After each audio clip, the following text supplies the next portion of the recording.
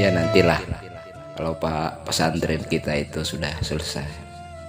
Kembali ke topik yang tadi anakku. Jadi di dalam penuntutan tauhid suhudul kasroh bil wahdah, suhudul wahdah bil kasroh. Jadi syuhud itu terbagi dua. Ini kalau dari pelajaran kaki. Maka tatkala naik nafas itu pada pandang rahasianya alam semesta dengan segala isinya ini terhimpun daripada keesaan Allah yakni Nur Muhammad. Nah, sesuai dengan hadis Nabi kan, semesta sekalian alam ini dari mana asal mula terbitnya. Maka tatkala naik tadi suhud kita itu menghimpun suhudul kasroh bil wahdah, dari pandang yang banyak di dalam yang satu ahad.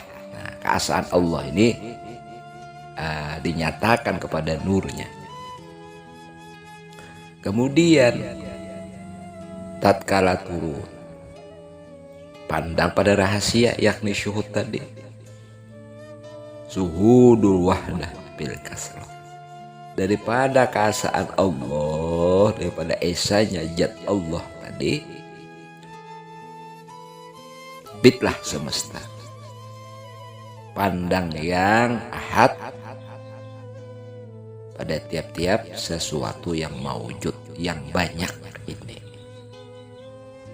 Nah, ini wajib mempersoratkan pandang suhudul wahdah bil kasroh ini dengan pandang rahasia, maksudnya bukan pada bangsa, bukan pada pandang yang dibahasakan atau dibangsakan. Nah, misalnya contoh itu pada guru bain itu ada Allah. Nah, ini membatalkan syuhud tadi. Jadi ini bukan dibahasakan, tapi pada pandang rahasia tadi. Inilah maksudnya kata kaki. Kan, yang kita pahami, yang kita laksanakan akan kaidah dan faedah. Janganlah berbuat sesuatu yang sia-sia atau berbuat aniaya kepada sesuatu yang tiada kepentingan apapun juga bagi kamu, atau yang dibolehkan atas hukum.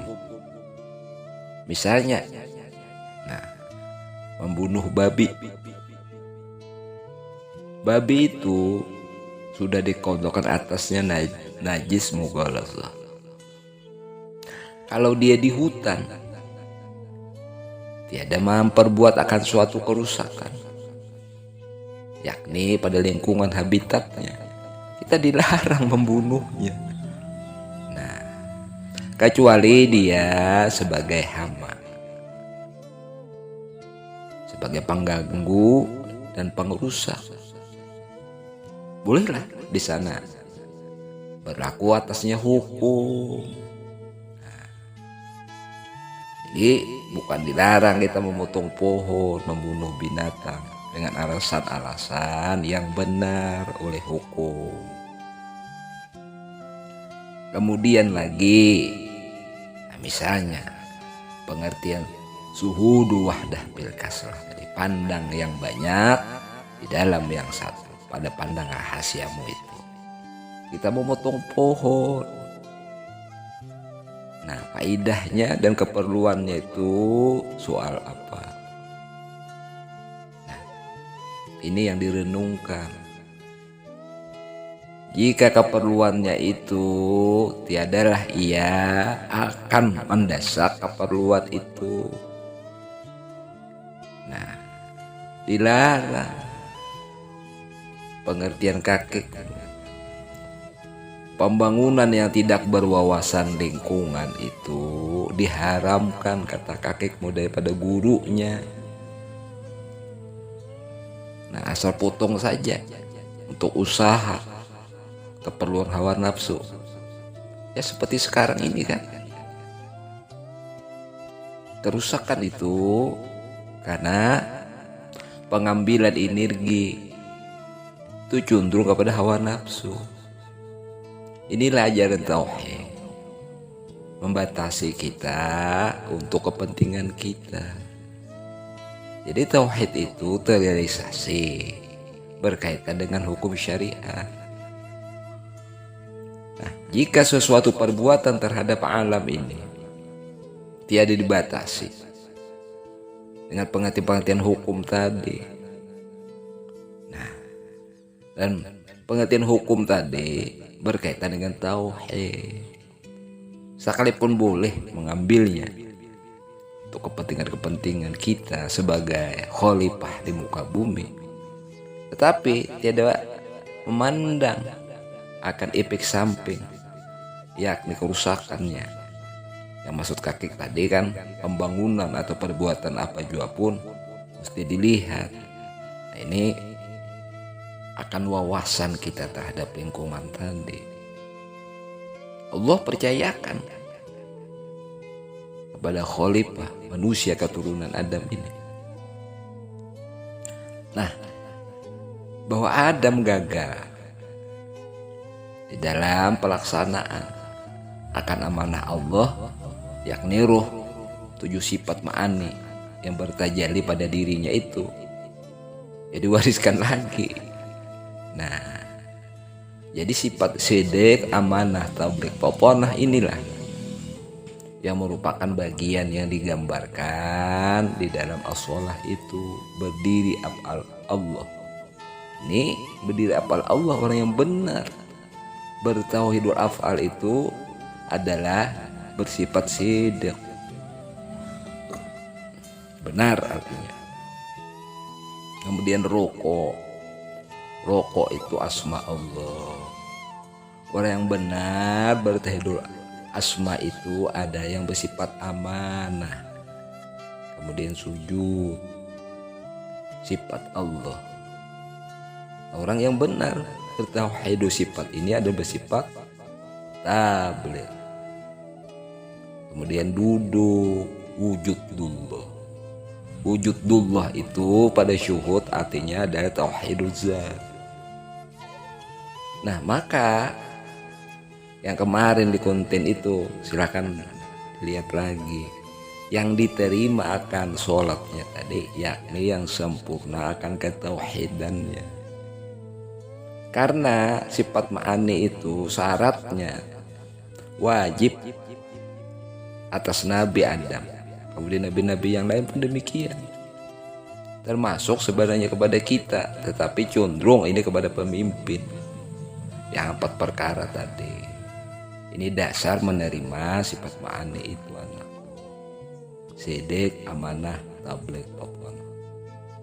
Jadi bapak kita saja sebagai nabi dan rasul itu gagal, tiada sempurna akan ketauhidannya. Jadi misi Allah di dalam mengangkat dan mewakilkan atas pemerintahannya kepada Adam ini gagal.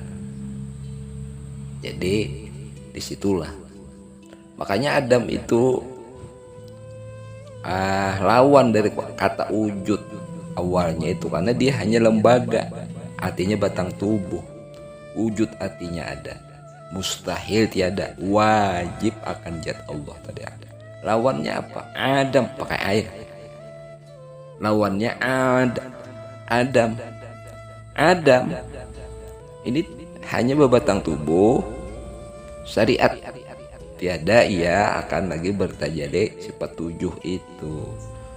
Sesudah dinyatakan akannya mesra daripada sifat ma'ani itu, maka ain itu berubah menjadi huruf alif. Ini pengertian kaki Adam. Maka pengertian di sini Adam di sini pengertiannya adalah mewujud akan af'al Allah. Nah, jadi janganlah menuntut akan ilmu hakikat ini lupa kepada pengertian-pengertian syariat hukum itu. Mereka yang diberi oleh Allah daripada hidayah, inayah yang diilhamkan atas hatinya, niscayalah zauki atau pengerasanya itu terbimbing, terpimpin. Nah, jadi janganlah menuntut ilmu tadi sekadar akan tahu. Jadi rasakan rahasia di dalam ilmu itu. Tentu beda penuntutan sekarang Pak dengan zaman kakekmu, dengan zaman Abi sendiri pun beda. Jadi bimbingan secara langsung itu sangat penting. Ini terhubung dengan psikologi, kenikmatan tatkala zikir bersama guru kita. Jadi banyaklah, artinya kita kehilangan hal-hal yang sangat